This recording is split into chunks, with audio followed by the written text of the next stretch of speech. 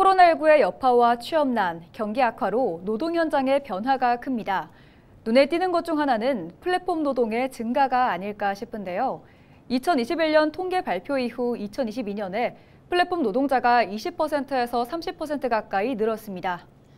이에 특수고용 노동자, 플랫폼 노동자에 대한 보호 정책도 있지만 현실에서 와닿지 않는다는 목소리가 나옵니다. 홍하영 기자가 취재했습니다.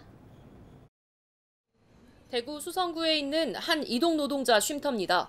노동자들이 콜 대기, 간단한 문서 작업, 휴대폰 등을 충전하며 쉴 수 있고 직무 교육도 이뤄집니다. 지난해 말 기준 전국에 34곳입니다. 이동 노동자가 많아지며 전국 곳곳에 이동 노동자를 위한 쉼터가 생겼지만 그나마도 광역시에만 해당될 뿐 시군 단위로 내려가면 좀처럼 찾아볼 수 없습니다. 경북조차도 이 같은 쉼터가 한 곳도 없습니다. 뭐 들어본 적은 없는 것 같은데, 대형마트 터미널에는 문 다 닫아보고, 운동장이나 큰 시장, 전통시장, 군청 같은 데는 24시간 열어놓거든. 면허니로도 갈 때는 없는데, 어쩔 수 없지 뭐.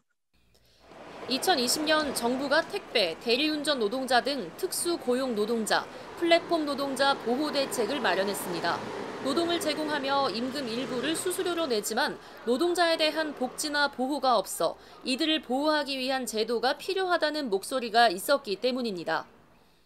고용노동부에 따르면 일의 배정에 영향을 미치는 플랫폼을 매개로 노동을 제공하는 종사자가 2021년에 66만 명, 2022년에는 80만 명으로 20% 늘었고 단순 중개와 알선을 통해 노동을 제공하는 플랫폼 노동자는 220만 명에서 292만 명으로 32% 증가했습니다.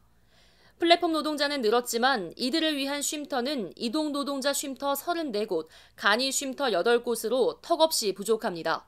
쉼터 부재가 노동에 영향을 준다는 목소리도 나옵니다.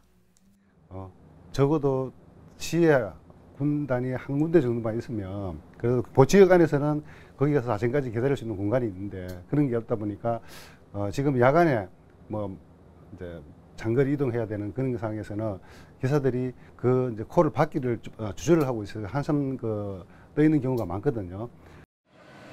정부는 쉼터 운영, 건강 상담, 직무 교육 등을 위한 예산 19억 8천만 원을 마련했고 그중 16억 8천만 원을 플랫폼의 일터 개선에 지원했지만 집행된 금액은 7억 900만 원으로 집행률 40%를 겨우 넘는 수준입니다.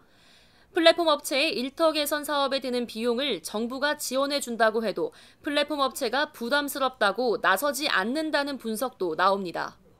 이동형 쉼터라든가 이런 분들은 다양한 고용대 종사자 보호 지원 사업이 아니라 지자체나 이런 데서 해야 될 분들이 있는 것이고 오히려 이제 또 건강관리 같은 경우에는 상당히 목표 달성률이 높고 이러기 때문에 수혜자들에게 맞춤형으로 해야 되는 거지. 노동자를 위한 대책들이 세워졌지만 실현은 지지부진한 상황, 지자체와 플랫폼 사업자의 현실적인 논의와 실행이 뒤따라야 할 것으로 보입니다. 헬로티비 뉴스 홍하영입니다.